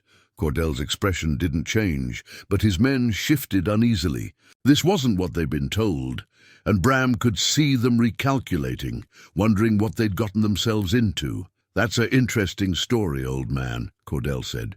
"But Mr. Pritchard pays good money, and I've got a job to do. How about you hand over the girl and those documents, and we'll let you folks ride away." "No need for anybody to get hurt." "Can't do that," Bram said. The standoff stretched taut as wire, 6 armed men facing 4 people with limited ammunition and even more limited options. The sun had dropped below the western peaks, casting the valley into shadow. In another hour, it would be full dark. Cordell studied their position with professional interest. "You're outgunned and outnumbered, Sheriff. This doesn't have to end badly. Just hand over what doesn't belong to you." "It belongs to Theodore Pritchard," Juliet called out, her young voice strong despite obvious fear. "It's his story, his truth. My father has no right to take it. Your father has every right to protect his family from slander and lies." Cordell's tone remained conversational, almost reasonable. "Now I'm going to count to 10. If you haven't started walking down here by then, we're coming up. And once we start moving, there's no telling how it ends." Bram felt Cass tense beside him. She'd positioned herself with a clear shooting angle on 3 of the men, her rifle held with casual competence. Theodore was covering the other side, his movements betraying long familiarity with weapons despite his age. It was a defensible position, but not for long. Not against 6 determined men, with more ammunition and no particular concern about casualties. 1. Cordell began counting. "Wait," Theodore said, his voice carrying across the valley. "Before anyone does something they can't take back, you should know what's really in these documents. 2. My son and I worked the Jefferson claim together. Found the richest vein of silver this territory had seen in a decade." Theodore spoke quickly, urgently. "But I wanted to work it responsibly. The native people had warned us this was sacred ground, burial sites of their ancestors. I wanted to respect that, take only what we needed, leave the rest untouched. 3. Samuel wanted to sell it all to the railroad developers. Quick money, maximum extraction, no regard for the land or its history. We fought about it. He said I was being weak, that the only thing that mattered was profit. 4. Juliet stood beside her grandfather, her hand on his arm. "What happened then? What really happened in that mine?" Theodore's face crumpled with old pain. "We were in the main tunnel marking out the vein. The argument got heated. Samuel picked up a support timber, threatened to brain me if I didn't sign over my half of the claim. I refused, and then..." His voice caught. "The ceiling came down. Rocks, timber, everything. Trapped me in darkness for 3 days. 5. When I finally dug myself out, I was broken. Ribs cracked, leg shattered, half-starved and out of my mind with thirst. Made it back to our cabin and found it empty. Samuel was gone. Took every document, every map, every piece of evidence that this claim was mine. Left me for dead and rode to Iron Bend to file new papers in his name only." Bram felt sick. He'd known Samuel Pritchard for 8 years, had always respected the man's business acumen and community standing. To learn it was all built on attempted murder, and theft felt like learning the ground beneath his feet was rotten. 6. I spent months recovering, Theodore continued. Lived on what I could hunt and forage, barely survived the winter. By spring I could walk again after a fashion. I made my way down to Iron Bend, stayed hidden, and watched my son become a wealthy, respected rancher on the proceeds of my claim. Watched him marry, build a life, become the man everyone admired. 7. Why didn't you expose him then? Juliet asked, tears streaming down her face. Because I was tired. Because I'd lost everything that mattered. Because part of me hoped that maybe he hadn't meant it, hadn't actually tried to kill me. Maybe the cave-in was an accident and he'd panicked. Theodore shook his head. I know better now. I found letters he wrote to the railroad developers, dated 2 days after the cave-in. He knew I was trapped in there. He knew and he left anyway. 8. Cass spoke for the first time since the standoff began. Mr. Cordell, you seem like a professional man. Professional enough to know when a job has gone sideways. You were hired to bring back a runaway girl, not to help cover up attempted murder. That's accessory after the fact, and it carries a rope. Cordell paused in his counting. Some of his men were shifting now, exchanging glances. They'd signed on for a simple recovery job, not to become accomplices to a 22-year-old crime. The old man's lying, Cordell said. But his voice lacked conviction. I have documents, Theodore said. Original claim papers in my name. Filed in Rock Springs in 1862. My personal journal from those years, detailing everything that happened. Letters from my wife, Juliet's grandmother, that Samuel kept, showing he knew I'd survived. Letters where she begs him to tell the truth, to stop living a lie. He pulled papers from the leather case Juliet held them up. It's all here. Every detail, every piece of evidence. And copies of these documents are already in the hands of a lawyer in Cheyenne. If anything happens to me, to Juliet, to anyone here today, they'll be filed with the territorial court. Samuel Pritchard will hang for what he did. It was a bluff. Bram was certain of that. But it was delivered with such conviction that even he almost believed it. Cordell certainly seemed to believe it, his cold professional mask slipping to show uncertainty. 9, he said, but without much force. One of Cordell's men, a younger fellow with a nervous face, spoke up. Jack, this ain't what we signed on for. Old man's talking about murder, about territorial courts. I ain't swinging for Samuel Pritchard's sins. Another man nodded agreement. Me neither. Girl's alive, she's with a lawman, she clearly ain't been kidnapped. Let's just ride out and tell Pritchard we couldn't find them. Cordell's face darkened. We've got a job to— The job's done, the first man interrupted. Girl's found, she's safe. That's what we were hired for. Rest of this is family business, and I want no part of it. Bram seized the moment. Smart thinking. You men ride out now, this ends here. No charges, no consequences. You were just doing a job, and the job's complete. For a long moment the standoff held. Then the young man who'd spoken first turned his horse and started back toward the trail. The second man followed. Then a third. Cordell watched his crew dissolving with barely contained fury. You're making a mistake. Pritchard won't pay you if you don't finish. Rather lose the money than my neck, the young man called back. Come on, Jack, this is done. Finally, Cordell holstered his weapon and mounted his horse. He looked at Bram with cold promise in his eyes. This isn't over, Sheriff. Pritchard's got friends in the territory, powerful friends. You bring this to trial. It'll be your word and a hermit's against one of the most respected men in Wyoming. Then I guess we'll see how it plays out. Bram kept his rifle steady until all 6 men had disappeared up the trail, their hoofbeats fading into the distance. When they were finally alone, Theodore sagged against the rocks, suddenly looking every one of his 73 years. Juliet knelt beside him, concern etched on her young face. Grandfather, are you— I'm fine, child. Just tired. He managed a weak smile. That was more excitement than I've had in 20 years. Cass lowered her rifle, her expression thoughtful.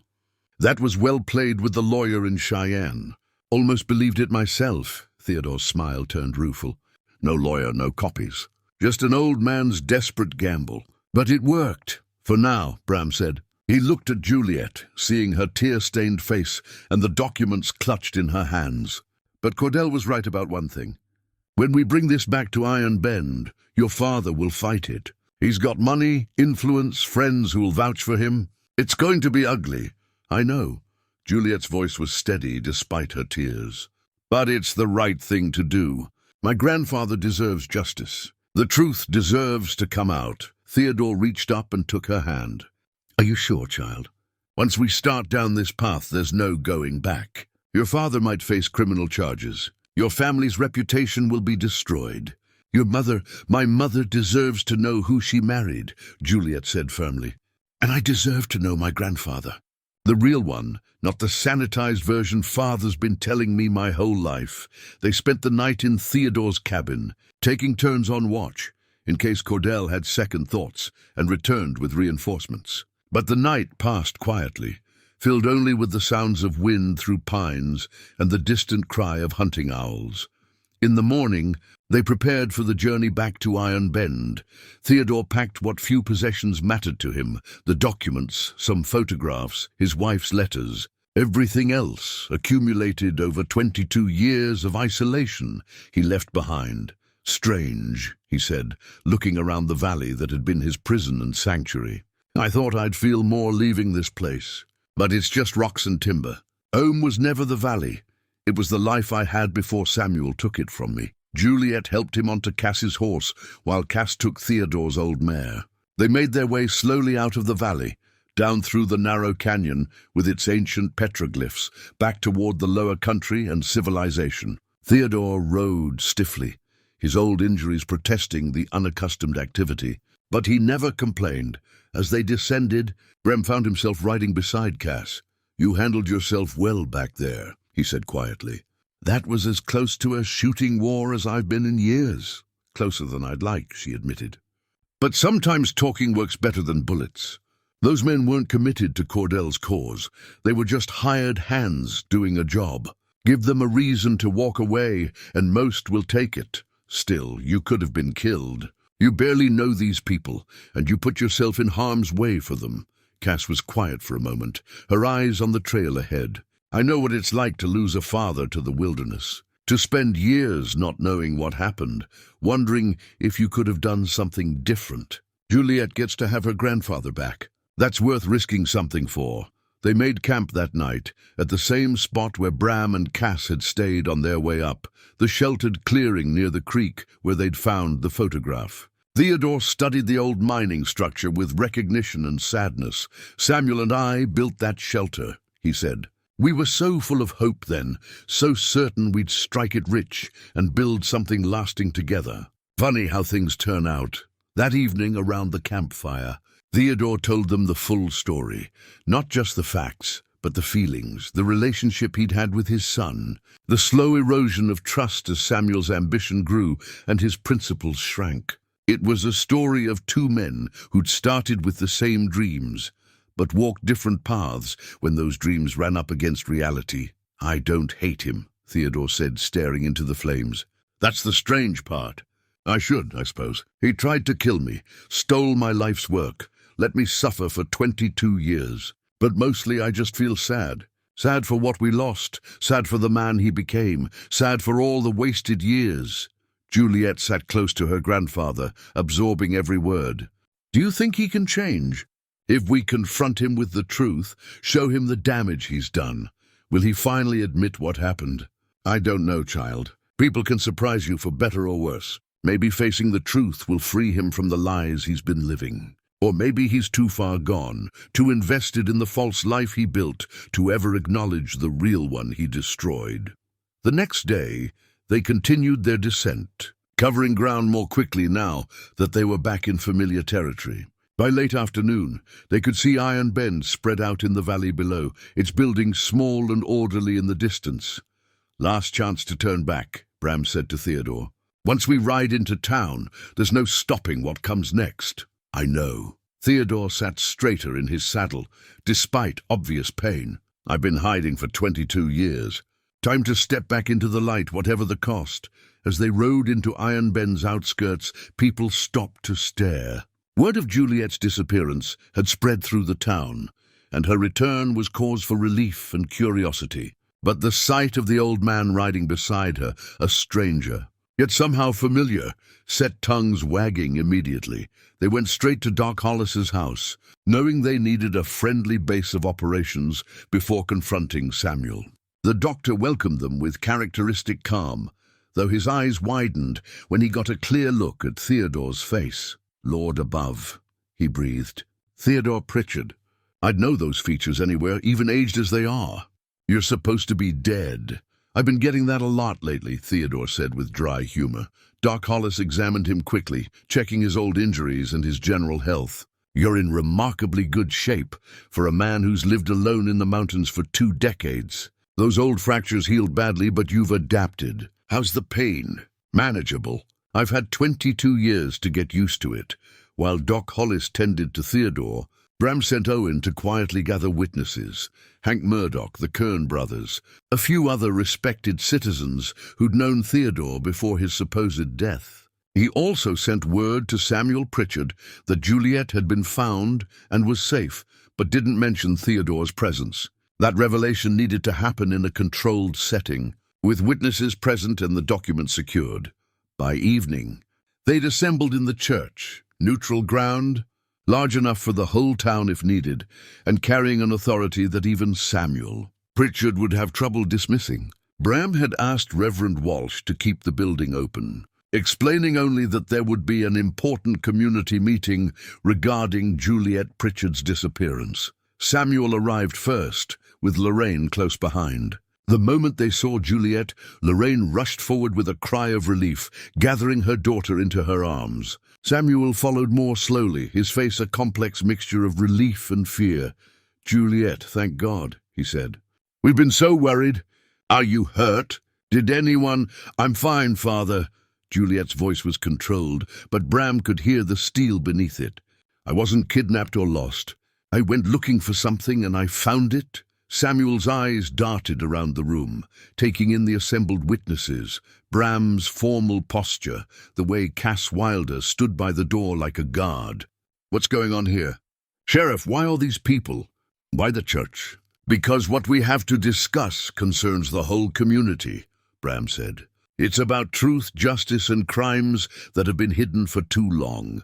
Crimes. Samuel's face paled. I don't know what my daughter's been told, but Theodore Pritchard stepped out from the small side room where he'd been waiting. The lamplight caught his weathered features, his grey beard, his eyes that were so much like Samuel's own. Samuel froze. The colour drained completely from his face, leaving him grey as ash. His lips moved, but no sound emerged.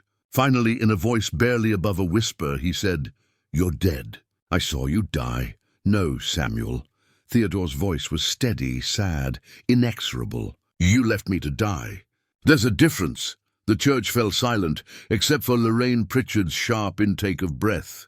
She stared at Theodore, then at her husband, her face cycling through confusion, recognition, and dawning horror. "Samuel," she said slowly, "is this your father? The father you told me died in a mine collapse before we met." Samuel seemed unable to speak, rooted to the spot, his eyes locked on Theodore as if seeing a ghost made flesh. Sweat beaded on his forehead despite the evening's coolness. Theodore took a step forward, moving stiffly but with dignity. "Hello, son. It's been a long time." "This can't be happening," Samuel finally managed. "This is some kind of trick, some scheme to what?" Bram interrupted. "To expose the truth." "That's exactly what this is, Samuel. Your daughter went looking for answers about her family history and she found them. Found her grandfather alive in the mountains where you left him 22 years ago. More townspeople were arriving now, drawn by word that something significant was happening at the church. They filled the pews, stood along the walls, their faces reflecting confusion and intense curiosity. Hank Murdoch had arrived with the Kern brothers. Doc Hollis stood near the front, his medical bag still in hand. Deputy Owen guarded the door, ensuring no one left before the truth came out. "I think you owe us an explanation, Samuel," Reverend Walsh said quietly. His presence added weight to the proceedings, moral authority that even Samuel Pritchard's wealth couldn't easily dismiss. "If this man is truly your father, and I can see the resemblance clearly, then we deserve to know how he came to be living as a hermit, while you claimed he was dead." Samuel's face worked, emotions flickering across it too quickly to read. Finally, something seemed to break inside him. He sank onto a pew, his head in his hands. "I never meant for it to go this far. I never meant—" "Tell them," Theodore said, his voice gentle despite everything. "Tell them what happened in the Jefferson claim. Tell them the truth you've been running from." And slowly, haltingly, Samuel began to speak. The story that emerged was largely what Theodore had already told them, but hearing it from Samuel's perspective gave it a different weight. He described the argument over how to work the claim, his frustration with his father's caution, his burning desire to make something of himself, to be more than just another struggling prospector. "I was angry," he said, his voice hollow. "So angry. Father wouldn't listen to reason, wouldn't see that we had a chance to really make something of ourselves. The railroad developers were offering serious money, more than we'd ever see, working the claim ourselves. But he kept talking about respect for the land, about native burial sites, about doing things the right way. I wanted to matter. So you hit me with a timber support," Theodore said quietly. "Knocked me down and then triggered the cave-in that trapped me." Samuel's head snapped up. I didn't trigger it. The cave-in was an accident. But yes, I hit you. And yes, I knew you were trapped when I left. I told myself I'd come back with help, that I'd dig you out. But the more I thought about it," his voice cracked, "the more I realized that if you were dead, the claim would be mine, all mine. And no one would ever know what happened." Lorraine made a small, broken sound. Juliet stood rigid beside her grandfather, tears streaming silently down her face. "I filed new claims in Rock Springs," Samuel continued, the words spilling out now like poison being drawn from a wound. "Sold everything to the railroad developers. Took the money and came to Iron Bend to start fresh. Met Lorraine, built the ranch, became respected. Every day I told myself you were dead, that the cave-in had finished what I started. It was easier than facing what I'd done. But you knew he survived, Juliet said, her voice trembling. I found your letters. Letters from grandmother begging you to tell the truth, telling you she'd seen father alive in the mountains. Samuel nodded miserably. Mother tried to find him after I told her he was dead. She didn't believe me. Mothers know when their sons are lying. She hired trappers to search the valleys. One of them found father living in that hidden valley, barely recovered from his injuries. She wanted me to bring him home to make things right, but I couldn't. Too much time had passed. I'd built too much on the foundation of lies. So you let your own father live as a hermit for 22 years, Doc Hollis said, his voice hard with judgment. Let your mother die, thinking her husband had chosen isolation over family. Let your daughter grow up not knowing her grandfather. All to protect your reputation and your wealth. I sent him money, Samuel said desperately. Through intermediaries. Made sure he had supplies, that he'd survive the winters. I didn't abandon him completely. You sent guilt offerings, Theodore corrected. But you never once came to see me yourself. Never asked for forgiveness. Never tried to make things right. The church was utterly silent now, everyone absorbed in the unfolding tragedy. This was more than a simple crime. It was a family torn apart by ambition and fear, by the inability to face hard truths. Bram stepped forward, his sheriff's badge catching the lamplight. Samuel Pritchard, you're under arrest for attempted murder, fraud, and theft. These are serious charges that will be heard by the territorial court. Samuel looked up, his face haggard. I know. I've known for years this day would come. Part of me is almost relieved it's finally here. But before Bram could move to take Samuel into custody, the church door burst open. Jack Cordell strode in, his hand resting on his gun, 3 of his men behind him. His face was dark with purpose. Nobody's arresting anybody, Cordell announced. Mr. Pritchard hired me to do a job, and I'm going to see it through. That old man and those documents are leaving with me, and anyone who tries to stop us is going to regret it. Bram's hand moved to his own weapon. Cordell, you're in a church full of witnesses. You threaten violence here, and it's the end of your line. You'll hang, maybe, but you'll be dead first. Cordell's cold eyes scanned the room, calculating odds. Way I see it, Pritchard's got enough money and influence to make this all go away if we can just eliminate the evidence. Old Hermit disappears back into the mountains, documents get destroyed, and it's just the word of a confused girl against a respected rancher. No court in the territory would convict. Cass Wilder moved from her position by the wall, her hand near her knife. You're assuming you can get to the documents before someone puts a bullet in you. I'm assuming Mr. Pritchard values his family's safety, Cordell replied. He gestured, and one of his men grabbed Lorraine, pulling her against him with an arm around her throat. Now here's how this is going to work. The old man hands over all the documents, journals, claim papers, letters, everything. Then he comes with us quiet-like, and nobody else gets hurt, Lorraine gasped, fear bright in her eyes. Juliet started forward, but Bram held her back. The situation had escalated from family drama to hostage crisis in seconds. Samuel stood slowly, his earlier defeat replaced by something harder. Let my wife go, Cordell. This is between me and my father. Don't make it worse by hurting innocent people. You hired me to handle a problem, and I'm handling it. You don't get to grow a conscience now. I didn't hire you to threaten my wife. Samuel's voice carried an edge Bram had never heard before. I hired you to find my daughter. That job's done. This, he gestured at Lorraine, at the armed men, at the church full of terrified townspeople. This wasn't part of our agreement. Agreements change. Cordell's hand tightened on his gun. Now, old man, hand over those documents before I lose my patience. Theodore looked at Juliet, at Lorraine being held by Cordell's man, at the assembled townspeople frozen in fear. Then he looked at Samuel, and something passed between father and son. Understanding, perhaps, or simply the shared recognition of how far things had fallen. Don't do it, grandfather, Juliet said fiercely. Those documents are your proof, your justice. Without them, no one will believe you.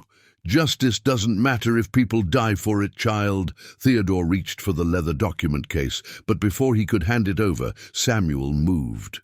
22 years of guilt and fear and self-loathing channeled into a single moment of redemption. He lunged at Cordell, hitting him from the side, disrupting his aim as the hired gun's weapon cleared its holster. The gunshot was deafening in the enclosed space of the church. Samuel cried out and fell, blood blooming on his shirt. Lorraine screamed, and suddenly the whole situation exploded into chaos.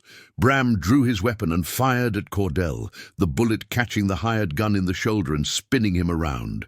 Cass moved with deadly precision, her knife flashing as she disarmed the man holding Lorraine. The Kern brothers and Hank Murdoch surged forward, tackling Cordell's other men before they could react.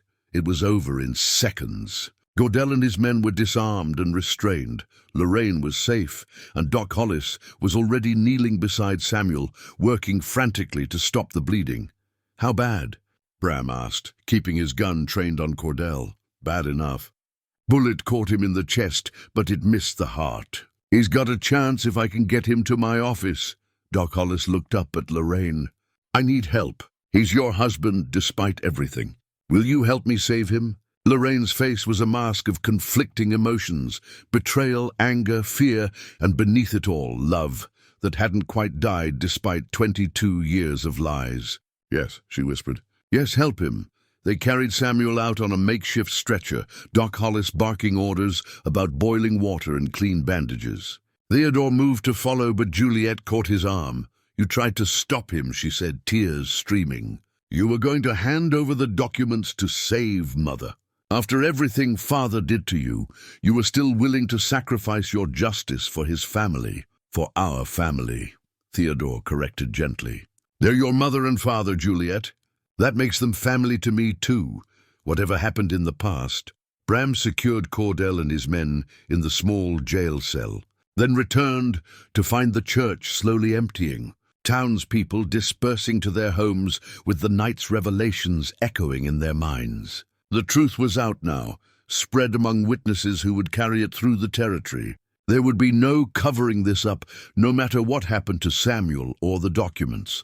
Cass found him standing outside the church, looking up at the stars emerging in the darkening sky.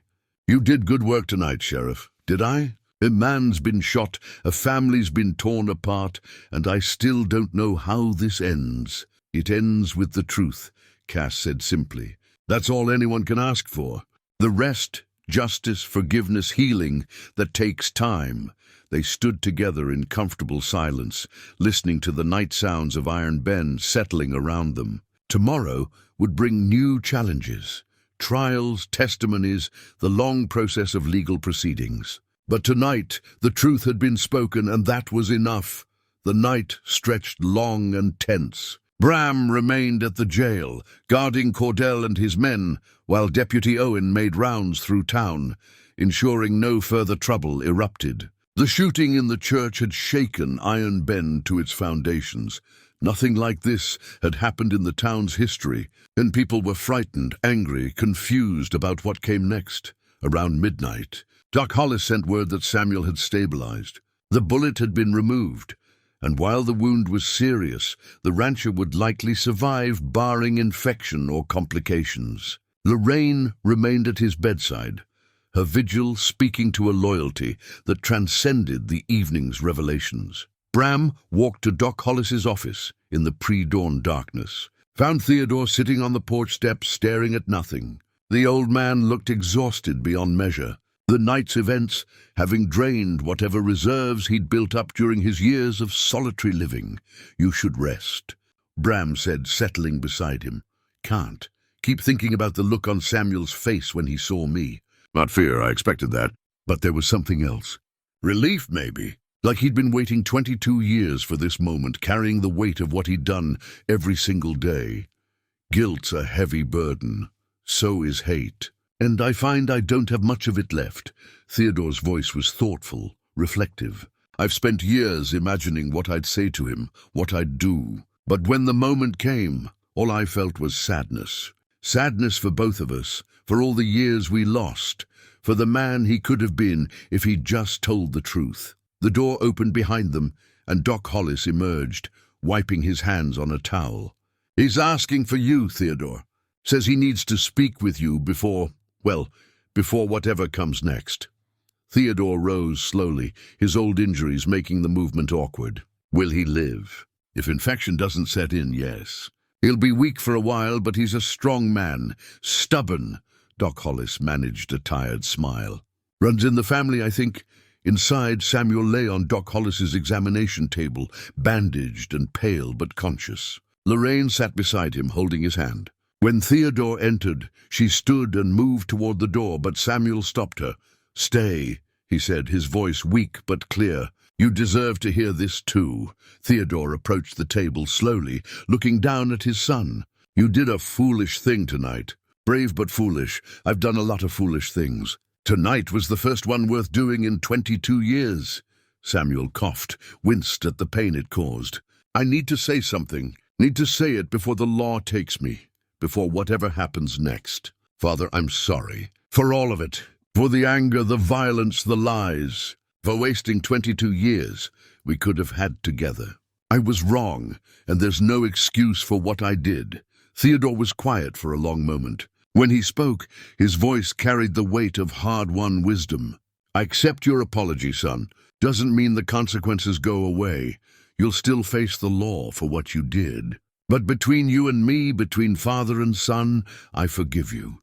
Lorraine made a small sound, covering her mouth with her hand. Samuel's eyes filled with tears. "I don't deserve that." "No, you don't. But forgiveness isn't about deserving. It's about choosing to let go of the poison so it doesn't kill you from the inside." Theodore reached down and took his son's hand. "I've been angry for 22 years. I'm tired of it. Tired of living in the past. Tired of letting what you did define who I am. This ends here, Samuel. The truth is out, and now we all get to move forward, whatever that looks like."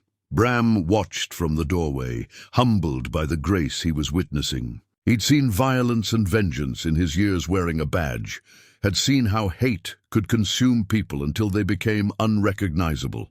But this was something different. This was the hard work of forgiveness, messy and painful and real. Samuel spoke again, his voice barely above a whisper. "The documents, the claim papers, the journals, they're yours, Father. Do whatever you think is right with them. I'll turn them over to the territorial court," Theodore said. "They'll need them as evidence in your trial. But after everything's settled, I think I'd like them back. They're family history now. Juliet's history. She should have them." As dawn broke over Iron Bend, Bram assembled the evidence.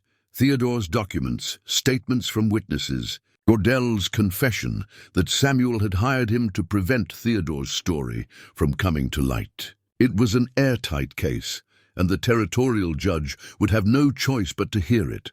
Cass found him at his desk, organizing papers. "You look like you haven't slept." "Haven't. Too much to do." He looked up at her, taking in her trail-worn clothes and capable stance. "I owe you an apology, Cass. A real one, not just the grudging admission I made when I asked for your help. I judged you based on nothing but prejudice and pride. You're the best tracker I've ever seen, and more than that, you're a good person. I'm grateful you were here." Cass smiled, a genuine expression that softened her usually guarded features. "I'm grateful I could help. And for what it's worth, you're not the man I thought you were either. You could have let your pride keep you from finding Juliet. Instead, you swallowed it and asked for help. That takes strength. I had a good teacher." Bram stood, moved to the window overlooking Iron Bend's main street. "What will you do now? Move on to the next territory, the next wilderness?" "Actually, I've been thinking about staying. At least for a while." Cass joined him at the window.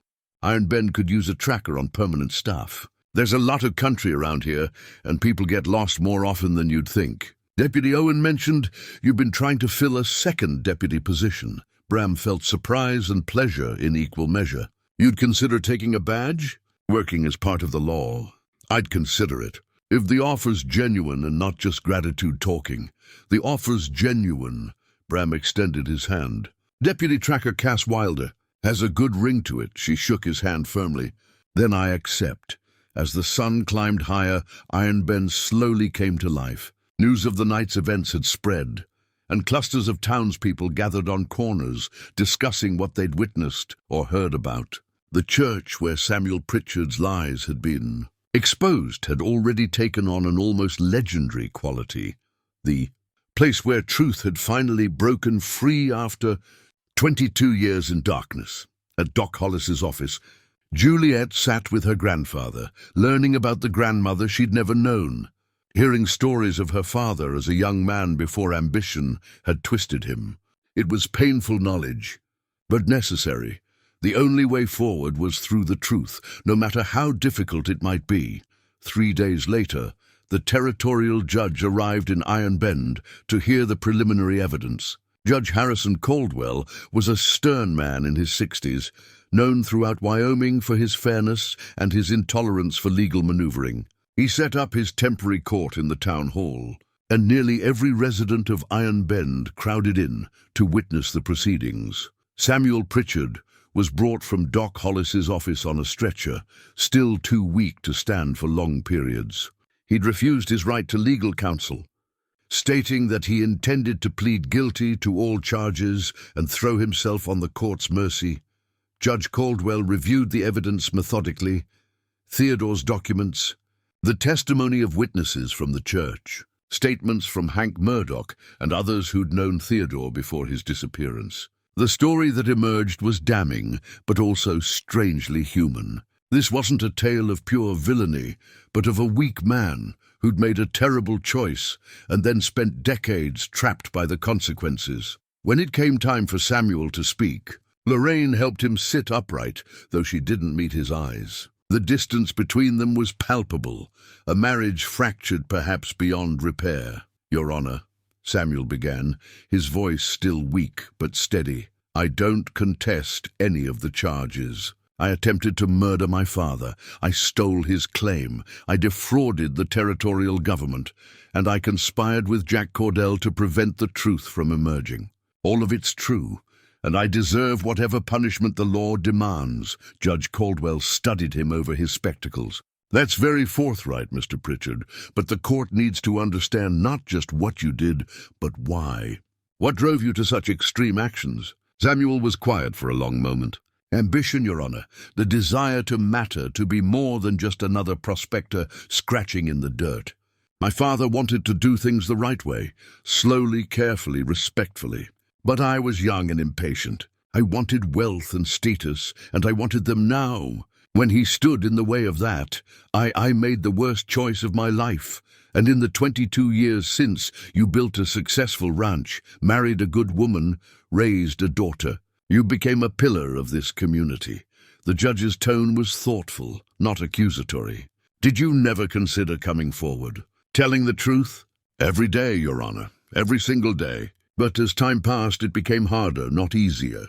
I'd built my entire life on a foundation of lies. My wife, my daughter, my standing in the community, all of it was connected to the false narrative I'd created. The thought of watching it all collapse, of seeing the disappointment in Lorraine's eyes, the judgment in my neighbors' faces," he shook his head. "I was a coward. I chose comfortable lies over difficult truths."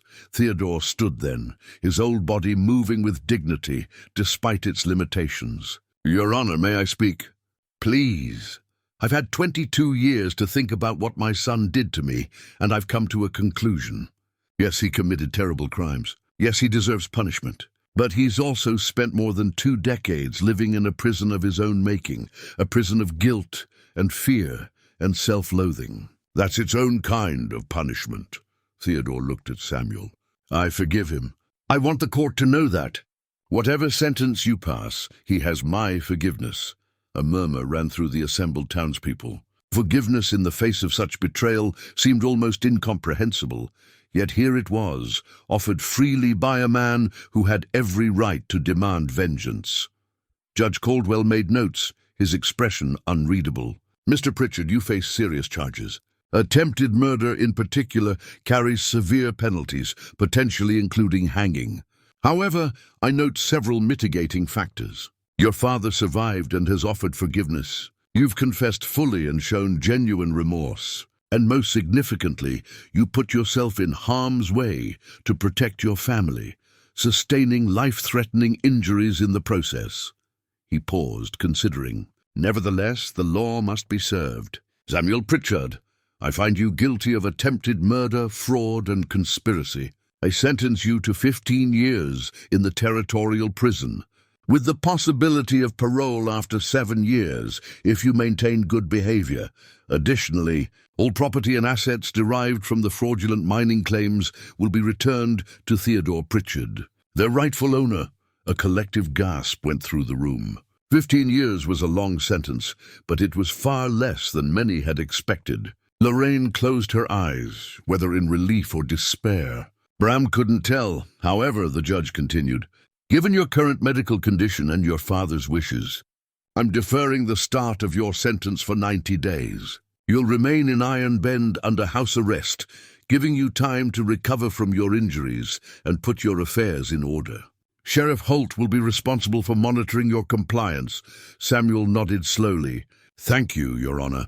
I accept the sentence."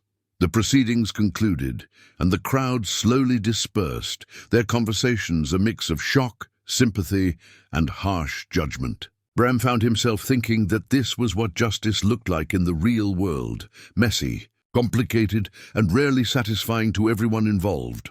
Outside the town hall, Juliet found her grandfather sitting on a bench looking exhausted. She sat beside him, taking his weathered hand in her young, smooth one. "What happens now?" she asked. "Now we figure out how to be a family again," Theodore said. "Or maybe how to be a family for the first time. Your mother will need support. Her life's been turned upside down. Your father will need—" He paused. "I don't know what your father needs, except perhaps the time to find peace with himself. And you? What do you need?" Theodore smiled, and for the first time since Bram had met him, the old man looked genuinely content. "I need to get to know my granddaughter. I need to tell you about your grandmother, about the good parts of your family history, not just the dark chapters. I need to learn who you are, what you dream about, what kind of person you're becoming." "That's enough. That's more than enough." Juliet leaned against his shoulder, and they sat together in the afternoon sun, beginning the long process of healing. 2 months passed, and Iron Bend slowly found its new equilibrium. The story of Samuel Pritchard's crimes and Theodore's forgiveness had spread through the territory, carried by travelers and traders who'd witnessed the trial or heard accounts from those who had. Some saw it as a cautionary tale about ambition and its costs. Others saw it as proof that even the worst sins could be forgiven if genuine remorse followed. Bram stood outside his office on a cool October morning, watching the town wake up. The leaves on the aspens had turned gold, and the air carried the crisp promise of winter to come. Beside him, Cass Wilder wore her new deputy's badge with quiet pride, having proven herself invaluable over the past weeks. She tracked down 2 lost children, helped locate a stolen horse, and taught several of Iron Bend's young people the basics of wilderness survival. The town had accepted her completely, and Bram couldn't imagine his office without her steady presence. "Thinking about anything in particular?"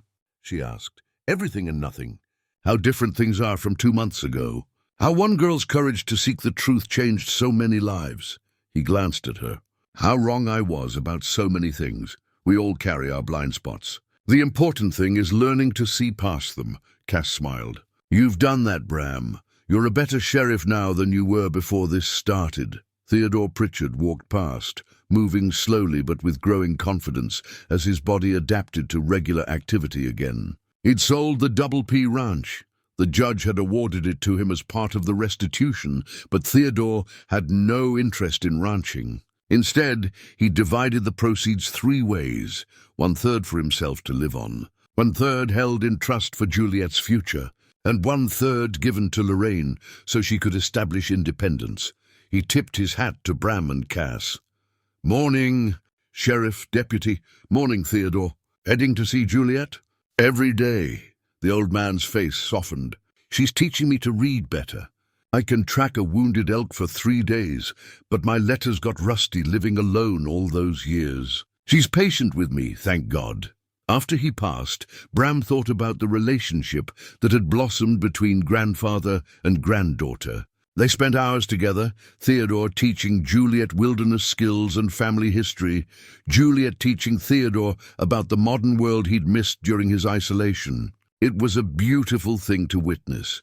Two people, separated by decades and circumstances, finding common ground and genuine affection. Lorraine Pritchard had made the difficult decision to separate from Samuel. She visited him regularly during his house arrest, but she'd moved into a small house in town with Juliet, establishing a life independent of her husband's legacy. Bram had seen her transformation from dependent wife to self-sufficient woman, and it had been remarkable. She'd taken work at the general store, managing accounts with a head for numbers no one had known she possessed. Samuel himself had changed in ways both obvious and subtle.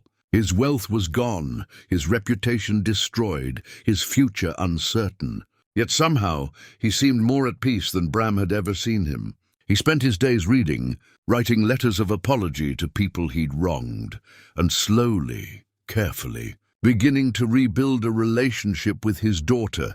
Juliet visited him twice a week. Conversations that started stilted and formal, but gradually grew more natural. They would never have the easy relationship they'd once shared.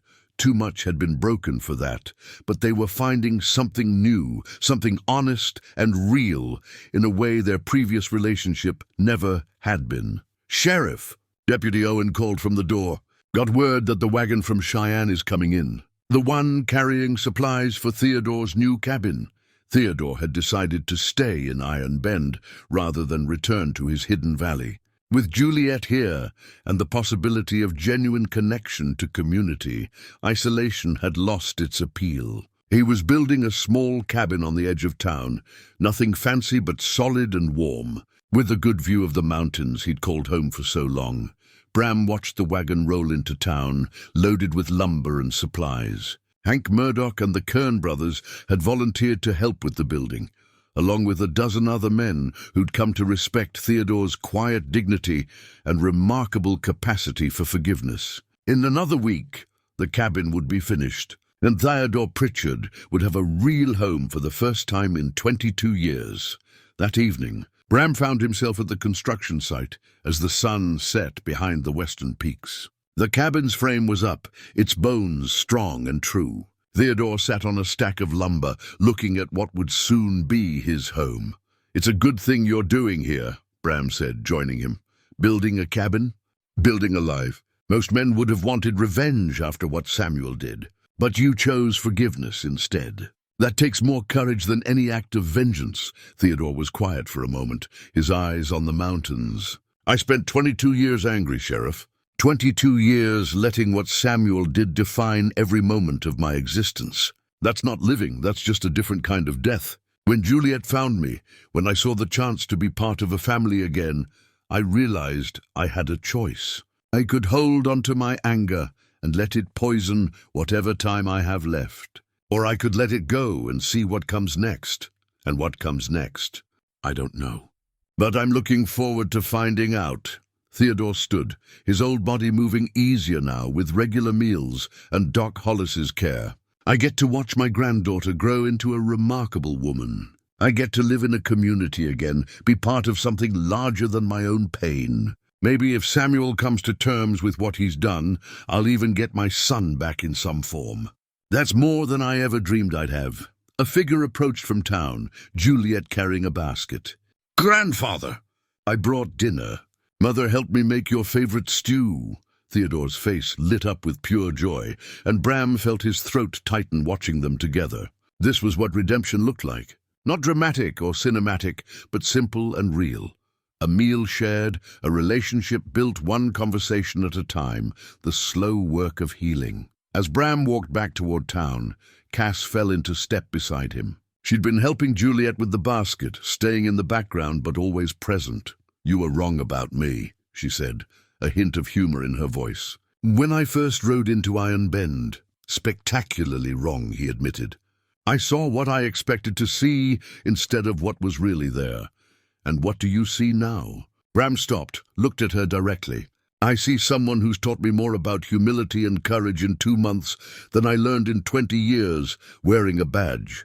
I see a woman who chose to stay in a town that didn't immediately welcome her, who took a chance on becoming part of a community. I see, he paused, surprised by the emotion in his own voice. I see a friend, maybe the best one I've had since Margaret died. Cass's expression softened. I see the same, Bram. Thank you for giving me a chance to belong somewhere, for seeing past your first impressions and letting me prove what I could do. They continued walking, comfortable in each other's presence. Iron Bend spread out before them, smoke rising from chimneys, lamplight beginning to glow in windows as families gathered for evening meals. It was an ordinary town, full of ordinary people living ordinary lives. But ordinary didn't mean insignificant. These were good people, flawed but trying, carrying their burdens with as much grace as they could manage. Later that night, Bram visited his wife's grave as he did most evenings. The headstone was weathered now, the carved letters softened by 3 years of wind and rain. He sat beside it, as he had countless times before, and spoke to the silence. I learned something these past months, Margaret. Learned that the people we judge most harshly sometimes turn out to be the ones who save us. Learned that pride and prejudice can blind us to truth, and that humility, real humility, is the hardest and most necessary lesson. The wind rustled through the grass, carrying the scent of pine and autumn leaves. Bram continued speaking, telling Margaret about Cass and Theodore, about Juliet's courage and Samuel's redemption, about all the ways his world had shifted and reformed into something different, but perhaps better. I think you'd like Cass, he said. She's strong and kind and honest. She doesn't let me get away with being stubborn, and she sees things I miss. I think maybe I'm ready to stop living in the past, ready to see what comes next. Not forgetting you, I'll never forget you, but opening myself up to new possibilities, new connections. I hope that's all right. The only answer was the wind and the distant call of an owl, but somehow that felt like enough, like permission or blessing, or simply the acknowledgement that life continued forward, always forward. And the best way to honor the dead was to live fully in the present. The next morning, Bram stood in the same spot he'd occupied 2 months earlier, watching Iron Bend wake up. But everything felt different now. The town was the same, the buildings unchanged, the routines familiar.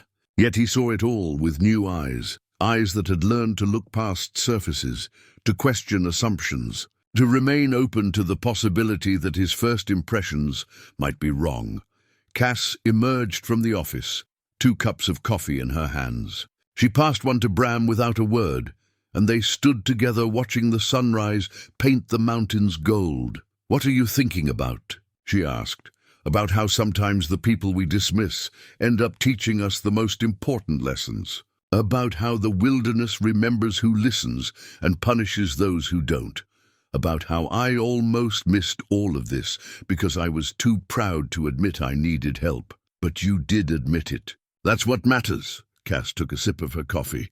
Besides, the wilderness doesn't just punish, it also rewards. Those who learn to listen, who approach it with respect and humility, it reveals its secrets to them. Bram thought about Theodore's hidden valley, about the truth that had waited 22 years to be discovered, about how Juliet's courage and Cass's skill had brought light to darkness. The wilderness had kept Theodore alive, had sheltered him until the time was right for his story to emerge. There was something almost providential about it, as if the mountains themselves had been waiting for justice to unfold. In the distance, Theodore and Juliet walked together toward the construction site, the old man pointing at something in the trees, the young woman listening with rapt attention. Behind them, the mountains stood eternal and unchanging, witnesses to human drama and human grace in equal measure. I used to think I understood this place, Bram said quietly. Understood the people, the land, my role in it all.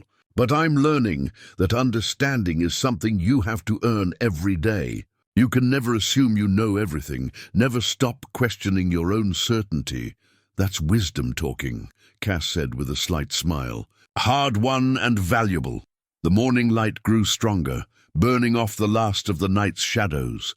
Iron Bend came fully alive, the general store opening its doors, the saloon sweeping its porch, Doc Hollis beginning his rounds. Life continuing forward, carrying its wounds and its hopes in equal measure, and Bram Holt stood in the center of it all. No longer the man who'd mocked a mountain woman and nearly cost a girl her life because of his prejudice. He was something different now, humbler, wiser, more aware of his own limitations, and more grateful for those who helped him see past them. The wilderness had taught him well, and he would never forget the lesson.